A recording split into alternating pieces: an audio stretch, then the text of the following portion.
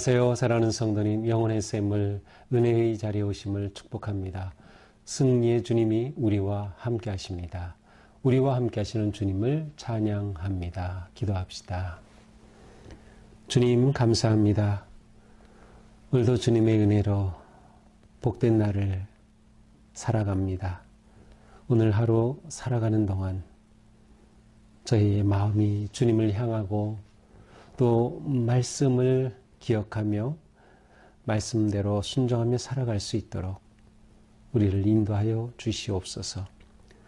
오늘도 주님의 말씀 깨우쳐 주셔서 우리에게 생명의 양식을 공급하여 주시고 또 주시는 말씀이 우리를 살리고 세우는 은혜와 능력의 말씀 되게 하여 주시옵소서. 예수님 이름으로 기도합니다. 아멘.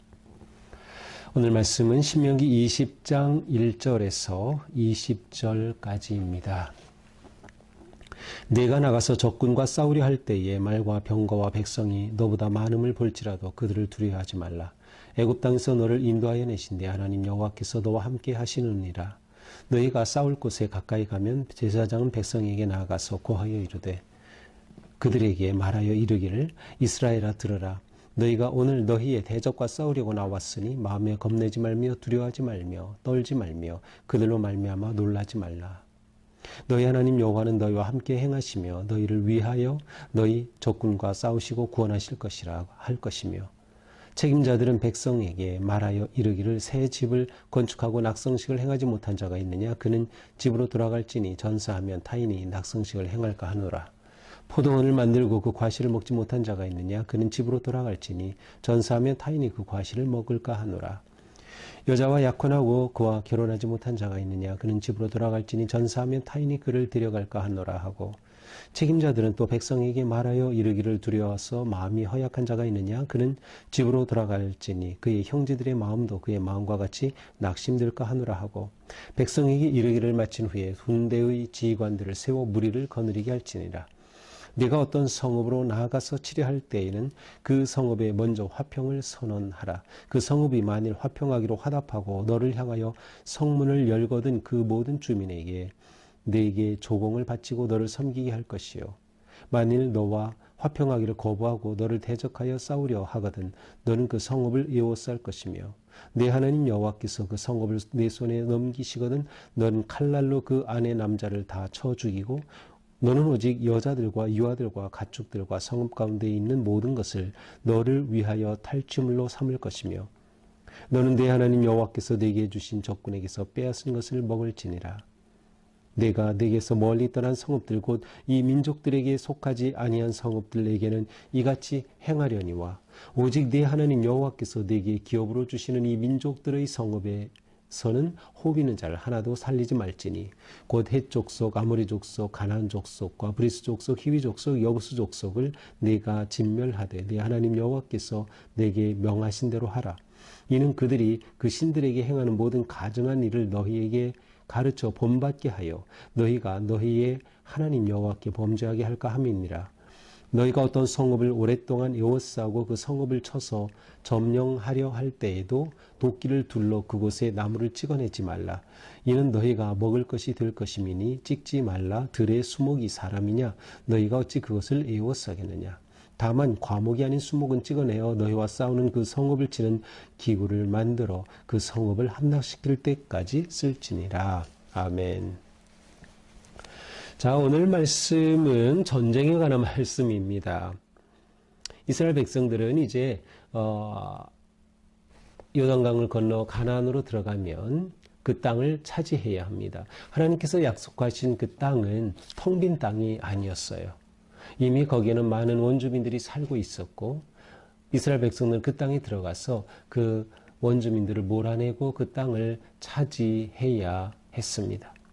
따라서 전쟁은 하나님이 주신 언약의 땅을 차지하는 데 필수적인 일이었죠.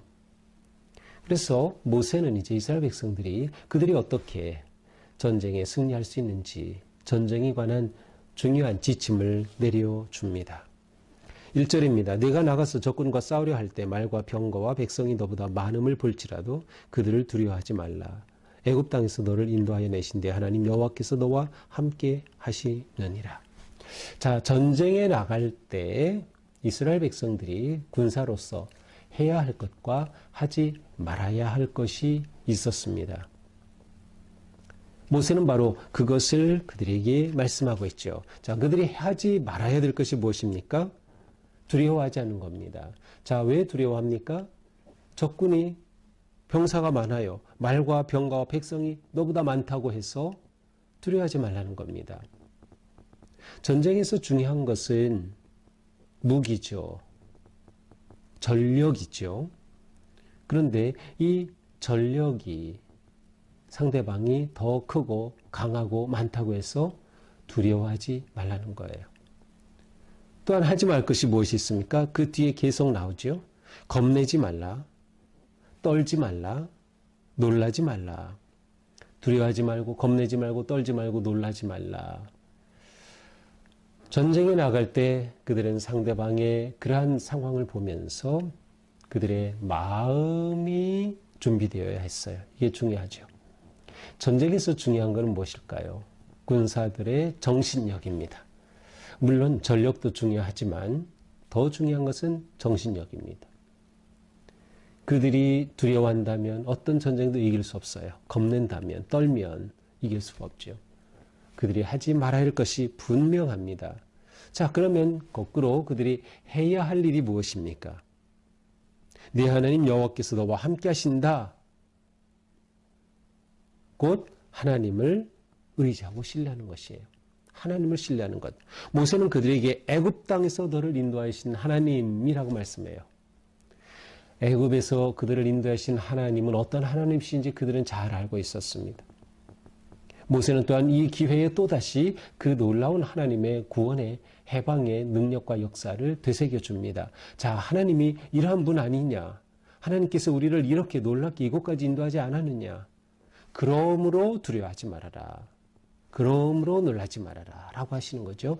자, 하나님을 의지하고 신뢰하는 것이 너무나도 중요합니다.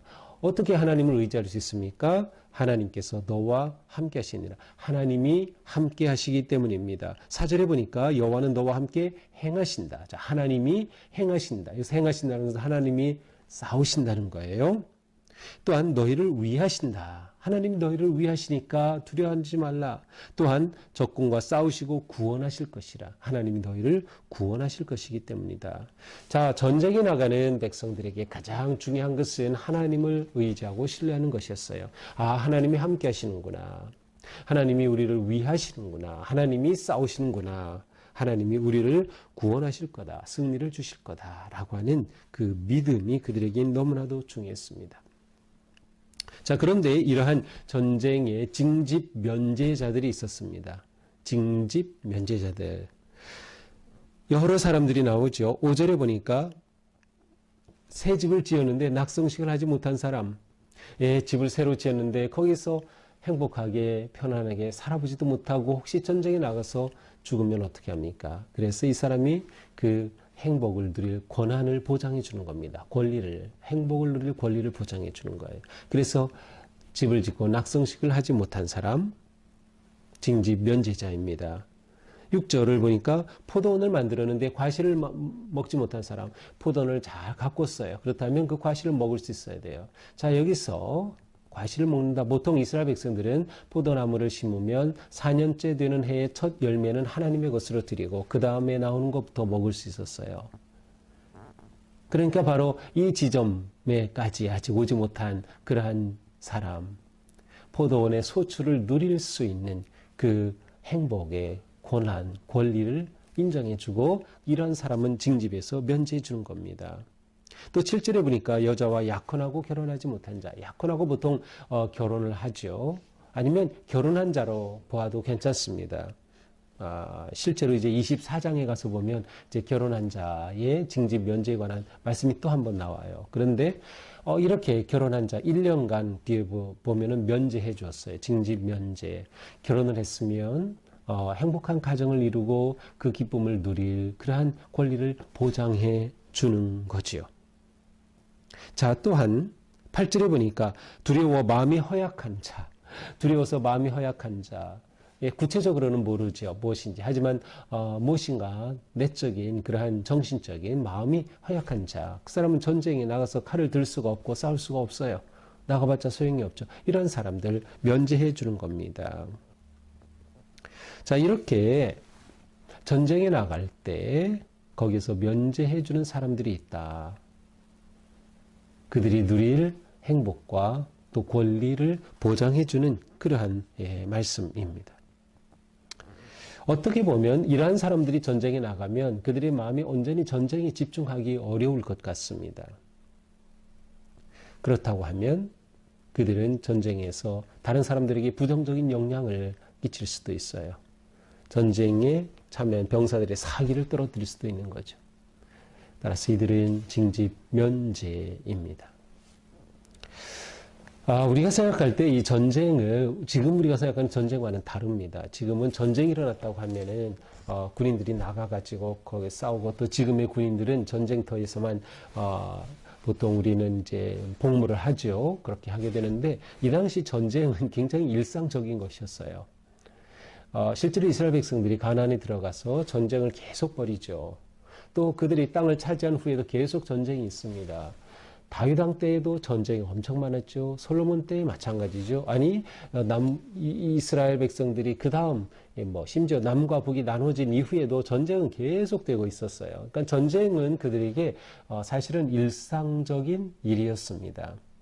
그리고 전쟁이 일어나면 가서 참여하고 끝나면 와서 또 일상을 살고 또 일어나면 나가고 또 전쟁 시즌까지 있었어요. 전쟁에 나갈 때 그렇게 되면 그때는 또 다 참여하는 거죠.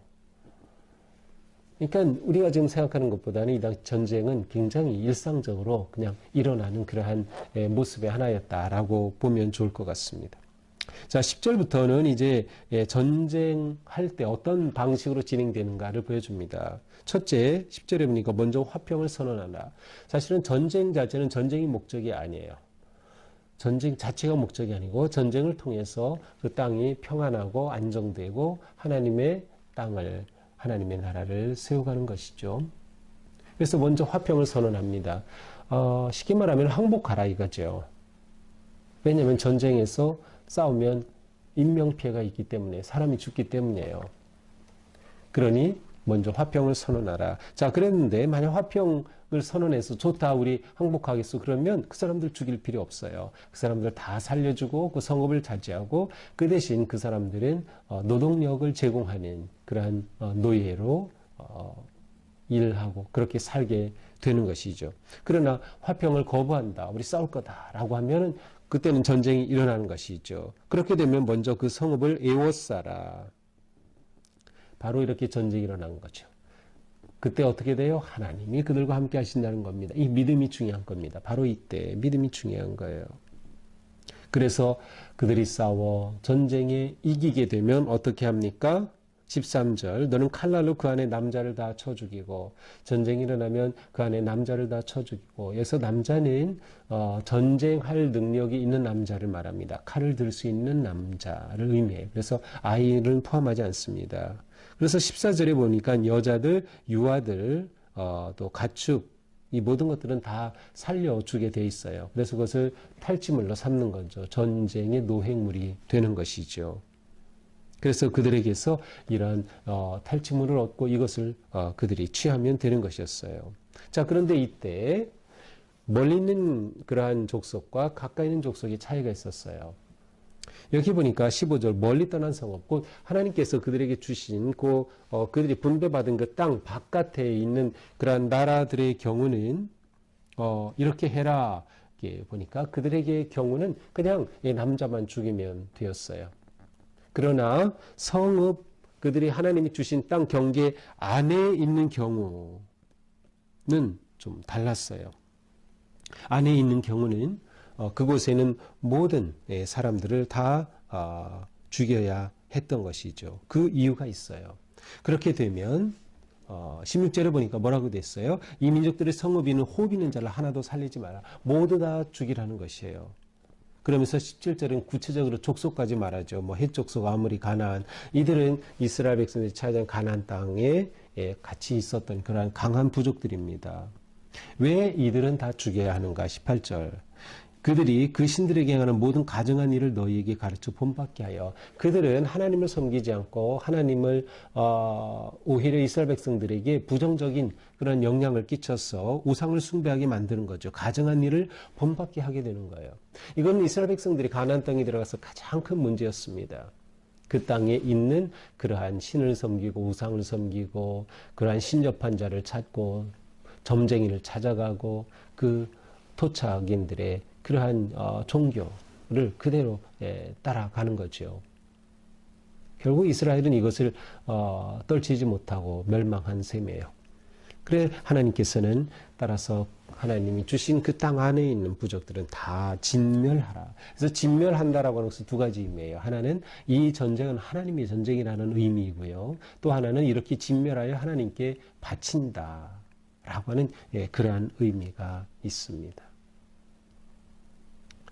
자, 19절, 20절에는 이렇게 전쟁에서 그 성을 차지했다 할 때 거기서 나무, 수목은 그냥 두라라고 하는 그런 말씀이에요. 나무 베어내지 말라. 왜? 나무는 그들에게 너무나도 중요한 거죠. 특별히 과실수, 유실수는 베어버리지 말라. 왜냐하면 계속해서 그 과실을 얻고 그들이 열매를 얻을 수 있기 때문이죠. 그러나 과실수가 아닌 일반 나무는 전쟁을 위해서 그 나무를 잘라서 무기로 만들어서 사용할 수 있다라는 그러한 내용입니다. 자, 오늘 말씀을 이렇게 보면서 우리는 전쟁에서 이기는 그러한 길을 알 수 있습니다.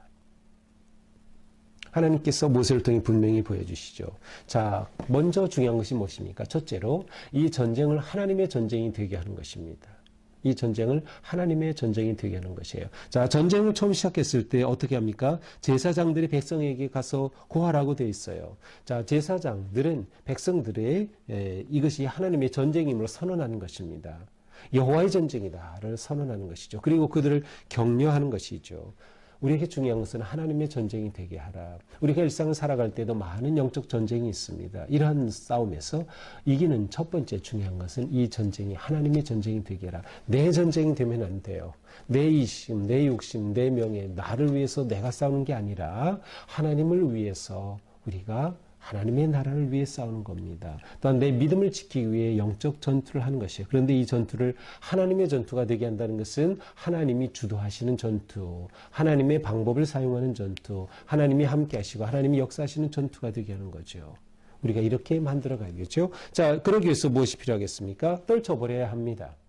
두려움, 겁냄, 떠는 것, 모든 놀람 이런 거 다 떨쳐버려야 돼요. 아, 저렇게 상대방은 강하구나. 이 세상이 왜 이렇게 너무나도 힘들구나. 이 모든 두려움을 다 떨쳐버리는 것이죠.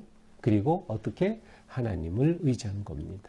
왜? 하나님의 전쟁이니 하나님이 주도하시는 전쟁이 되게 하는 거죠. 하나님을 의지하는 것이죠. 이때 우리에게 가져야 될 확신이 뭐예요? 하나님이 함께 하신다. 하나님이 싸우신다. 하나님이 구원하신다. 이기게 하신다라고 하는 그러한 확신입니다. 또한 우리는 이러한 영적 전투에서 공동체 의식을 가져야 합니다. 우리는 교회라고 하는 아름다운 믿음의 공동체를 이루고 있는데 나의 영적 전투가 나의 일상의 삶이 또한 다른 믿음의 가족을 위한 것이다 라는 것을 생각해야 합니다. 전쟁에 징집 면제된 자들이 있었죠. 그들은 면제받았지만 다른 누군가가 싸우기 때문에 평안하게 그들이 누릴 수 있는 겁니다. 그리고 나도 또한 이 시기가 지나가면 또한 전쟁에 참여하면서 다른 공동체원들이 평안하게 행복을 누릴 그러한 삶을 마련해 주는 거죠. 그러니까 우리는 이러한 공동체 의식을 가져야 합니다. 우리 가운데 정말 약한 자가 있으면 그를 보호할 수 있어야 하고 또 믿음이 깊어지도록 기다려줄 수 있어야 하고 또한 우리가 믿음으로 내가 영적 전투에 승리하는 것이 곧 내 가족을 위한 것이고 우리의 믿음의 가족을 위한 것이다 라고 하는 그러한 큰 눈을 가지고 봐야 하는 겁니다. 이렇게 우리는 함께 전쟁에 승리하는 거죠. 영적 전투에 승리하는 거죠. 우리의 하루하루의 삶이 또한 승리의 삶이 될 수 있는 거죠. 우리는 결코 나 혼자서 이길 수 없다. 하나님을 의지하고 하나님과 함께하며 또한 나와 함께하는 믿음의 식구들을 내가 함께 품고 그들을 위해 때로는 그들이 나를 위해 우리가 함께 하는 것이다. 이때 진정한 승리의 기쁨이 있을 것입니다. 오늘 하루도 우리가 살아가면서 내 삶이 영적 전투라면 이 전투에서 어떻게 이길까? 오직 하나님만 의지하고 하나님만 바라보며 진정한 기도와 헌신의 결단으로 승리하는 우리가 되기를 주님의 이름으로 축복합니다. 기도합시다. 주님, 우리의 삶 하루하루는 영적 전투와 같습니다. 이 삶에서 우리는 승리하는 길을 걷기 원합니다. 무엇보다 하나님을 의지하고 신뢰하는 믿음 주옵소서. 하나님이 나와 함께 하시고 하나님이 나를 인도하시며 하나님이 승리의 기쁨을 주시는 주인이심을 인정하고 하나님의 전투가 되게 하여 주시옵소서. 우리 속에 있는 두려움 다 몰아내고 하나님의 은혜 안에서 우리가 온전한 거룩한 복된 평화의 공동체를 이룰 수 있도록 함께하여 주시옵소서. 예수님 이름으로 기도합니다. 아멘.